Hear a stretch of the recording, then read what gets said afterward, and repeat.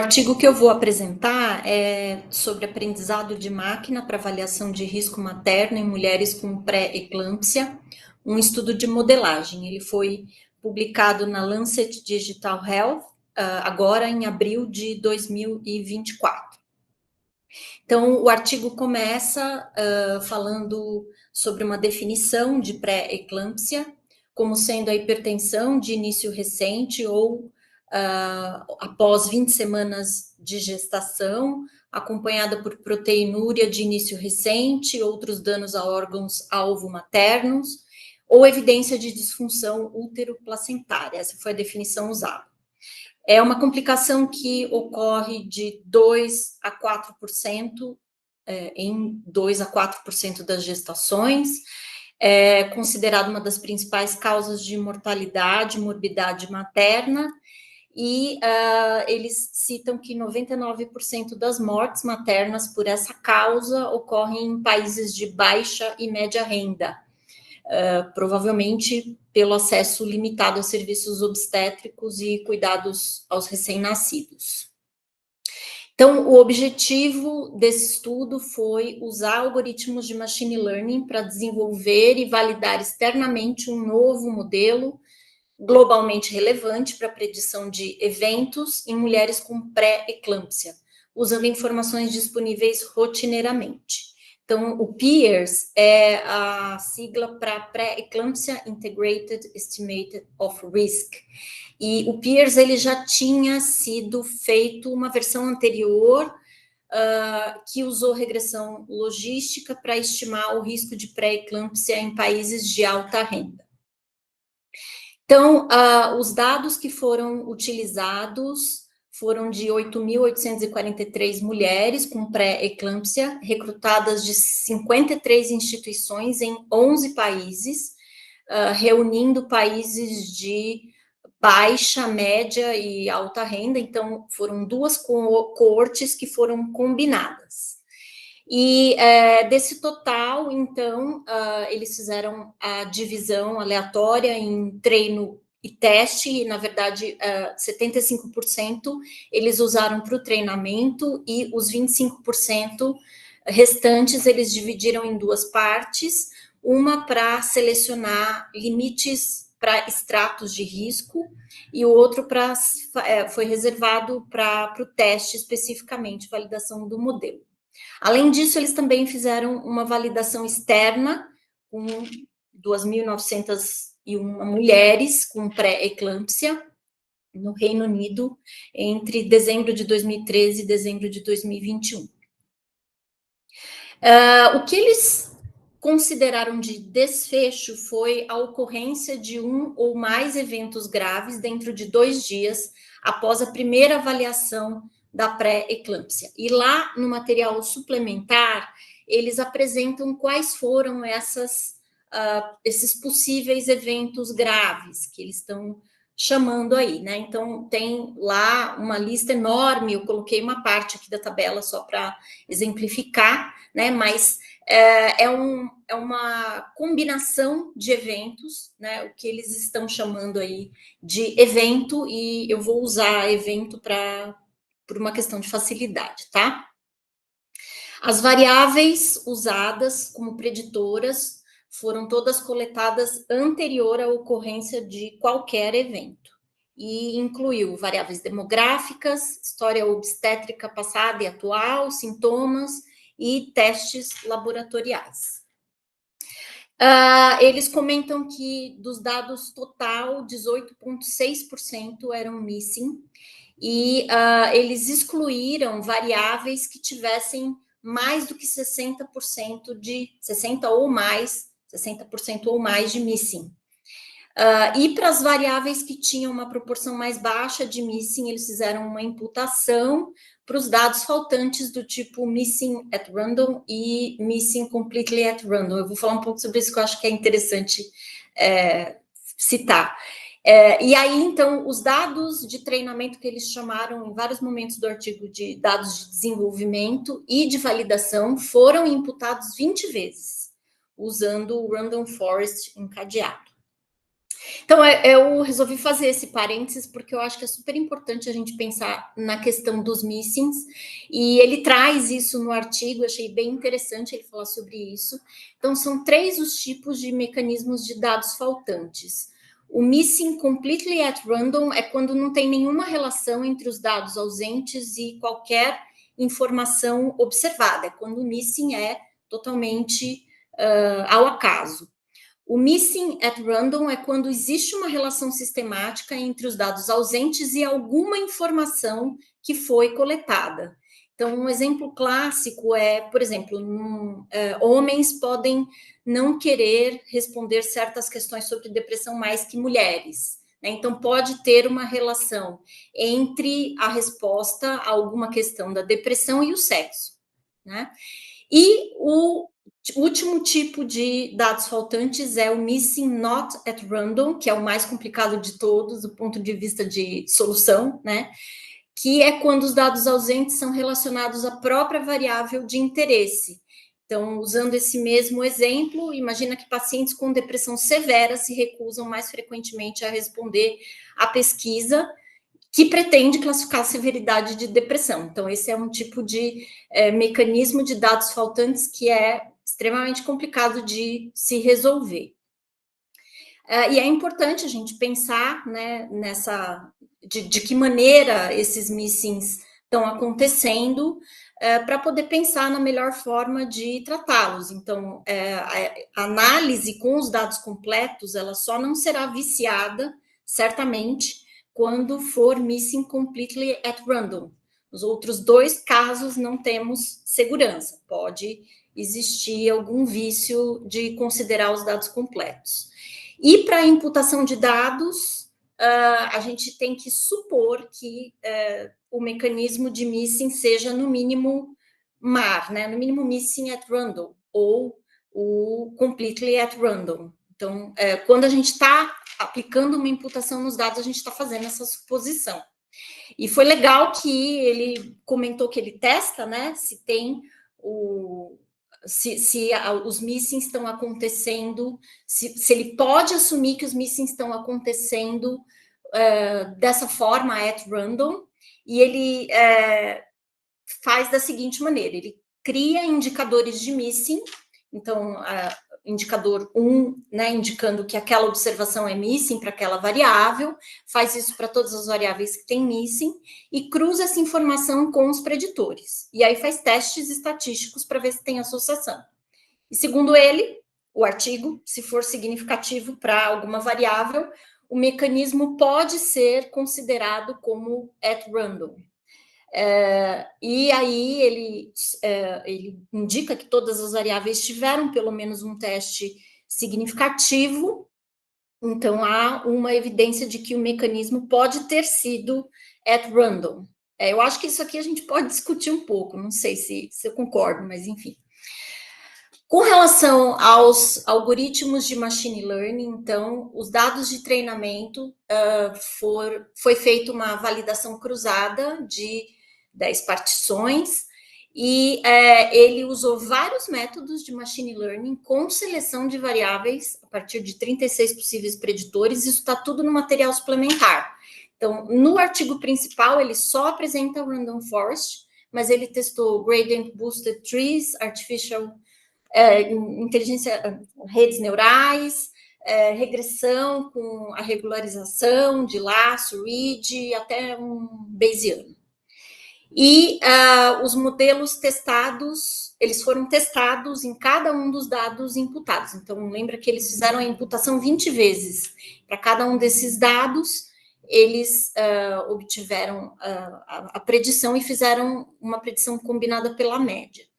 E o melhor algoritmo foi o Random Forest, com 18 variáveis. E eles fizeram a avaliação da importância das variáveis pelo índice de impureza de Gini, mas eles usaram Shapley também. Com relação à validação e teste dos modelos, a classificação em evento e não evento nos dados de teste foi feito pela área abaixo da curva ROC, calibração e curva de Precision Recall. Fizeram uma análise de curva de decisão que eu não conhecia, eu vou tentar falar um pouco sobre ela aqui, mas não apresentaram no artigo principal, e fizeram uma estratificação em categorias de risco a partir do likelihood ratio, que é uma medida que tem o likelihood ratio positivo e negativo.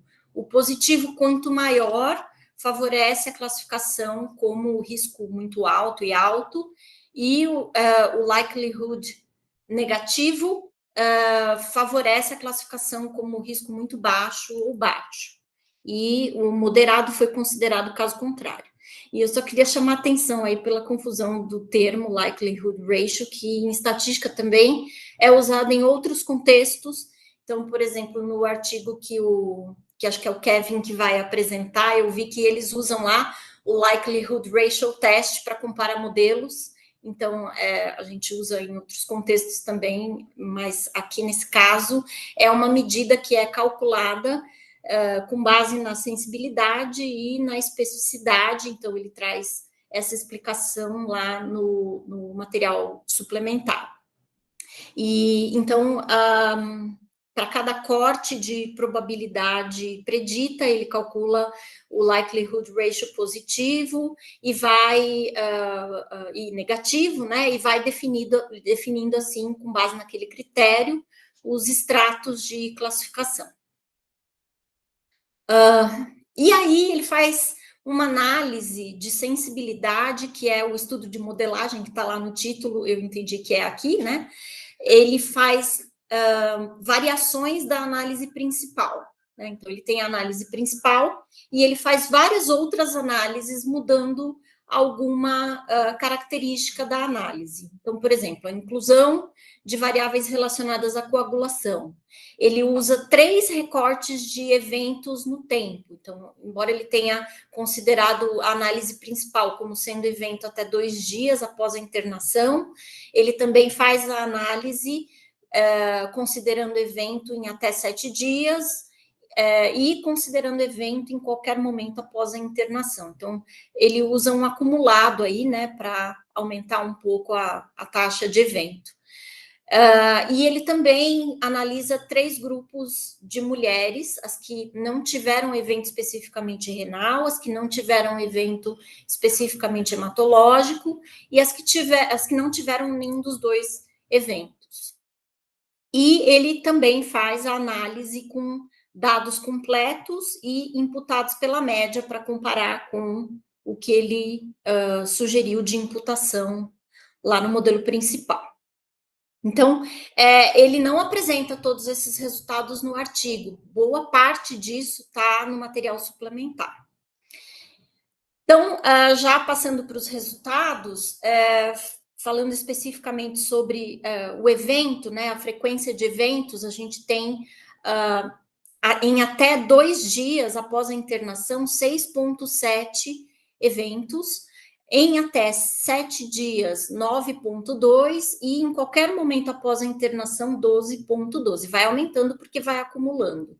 E aí, nessa tabela, ele mostra que a divisão de treino e teste manteve uma proporção semelhante, né, nos 2 subconjuntos de dados, nos 3 momentos. Na tabela 1, ele apresenta as comparações de mulheres com evento em qualquer momento após a internação versus mulheres que não tiveram evento. E aí ele compara as variáveis, né, demográficas e todas as outras possíveis preditoras, e ele conclui, aqui eu só trouxe a conclusão, que mulheres que tiveram evento em qualquer momento mais frequentemente eram de países com baixo produto interno bruto per capita, eram mais jovens, idade gestacional menor, mais frequentemente com gravidez múltipla, menos frequentemente com passado histórico de hipertensão crônica e diabetes gestacional. Eu achei estranho esse resultado. Mais sinais, sintomas e resultados laboratoriais alterados. E elas também receberam mais medicações e os bebês nasceram antes, com baixo peso, e foram a óbito com mais frequência. Na tabela 2, eles apresentam a descrição dos eventos de acordo com cada corte no tempo. Eu trouxe aqui de novo as proporções de evento em cada momento para comparar com o que eles observaram na validação externa. Então, a gente percebe que nos dados de validação externa, a frequência foi menor de eventos. E nos dados principais, os eventos mais comuns foram respiratório, hematológico, hepático e placental. E no caso dos dados de validação externa, os eventos mais comuns foram sistema nervoso central e placental. Aí eles apresentam a importância relativa das variáveis para o modelo, e usando o índice de Gini, mas também apresentam o Shapley, e se destacou aqui a contagem de plaquetas, hematócritos, a ST, a LT, e no Shapley está na mesma ordem a importância das variáveis, mas ele comenta que a maioria dos valores de Shapley estão próximos de zero, né, indicando que, a princípio, essas variáveis não impactam muito a predição. Com relação à calibração, então, isso foi feito para os 25% dos dados de teste, as 2.210 mulheres, o objetivo aqui, então, dessa análise é comparar as probabilidades preditas com a taxa de evento observado, e eles observam que o modelo não está muito bem calibrado, que há uma tendência de superestimação do modelo. Além disso, eles apresentam a curva ROC, e a área abaixo da curva deu 0,78 no modelo principal, e eles que não é ruim, né, 0,78, e eles apresentam também a curva de Precision Recall, que nos dados de validação indica que não há um corte de probabilidade com boa sensibilidade e precisão ao mesmo tempo. Segundo os autores, usar um único ponto de corte para classificar os pacientes no grupo evento e não evento seria impreciso. E aí, na tabela 3, eles trazem, então, os dados da classificação nos estratos, né, que eles fizeram com base no Likelihood Ratio. Então, aqui tem as 5 categorias de risco, e aqui as probabilidades que foram usadas para o corte, e a frequência de mulheres classificadas em cada categoria.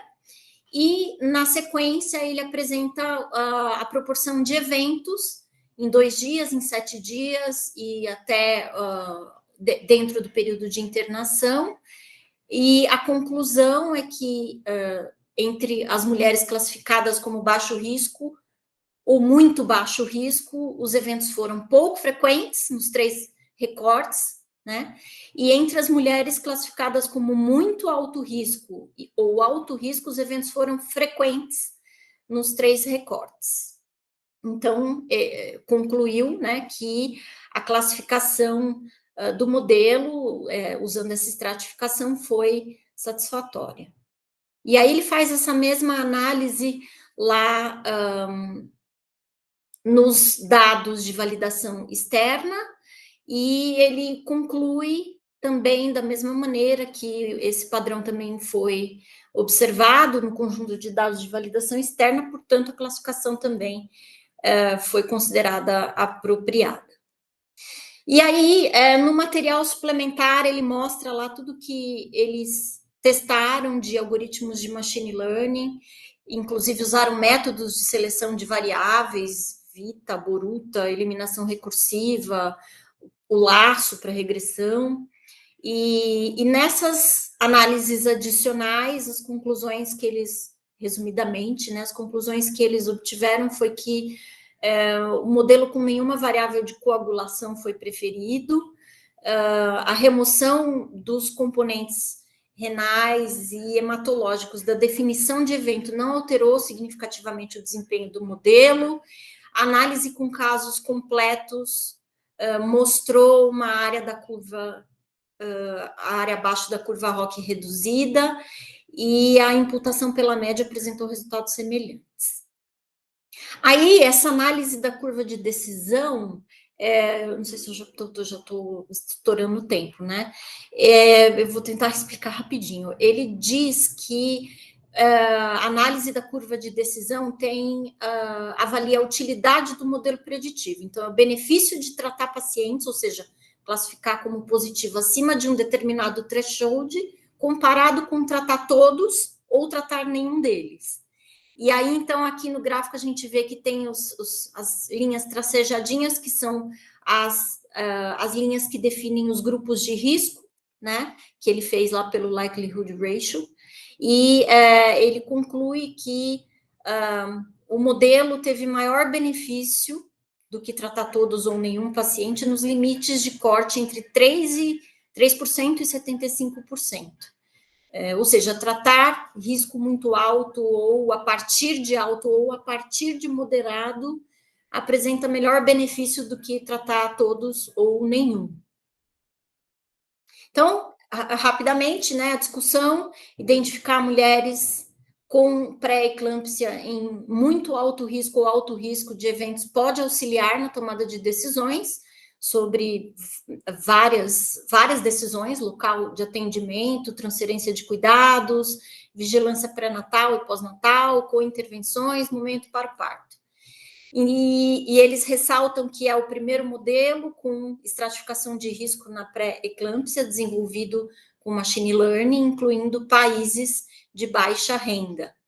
E a discussão faz muitas comparações com outros estudos, enfatizando as vantagens do modelo que eles estão propondo, do ponto de vista de modelagem de robustez dos resultados, e também, né, ressaltam a questão da classificação em estratos. E aí, só para terminar, algumas críticas minhas aí, eu acho que vou falar primeiro as informações sobre os métodos de machine learning, que eles colocaram tudo no material suplementar e botaram no artigo principal somente o melhor modelo.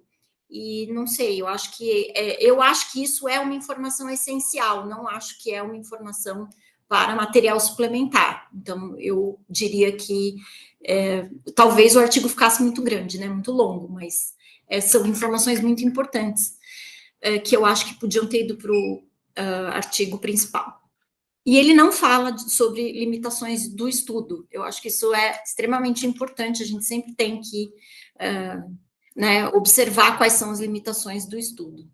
E eu queria só chamar a atenção que lá, acho que no próprio resumo, ele começa falando predictive accuracy was determined by AUROC. E aí eu fiquei pensando, nossa, isso faz uma confusão, né? Porque a acurácia é uma medida, e aí a área abaixo da curva ROC é outra medida, e aí ele podia ter usado performance, predictive performance. Eu acho que aqui pode ter feito um pouco de confusão nos termos também. Acho que é isso. Ótimo, Karine, obrigado pela apresentação.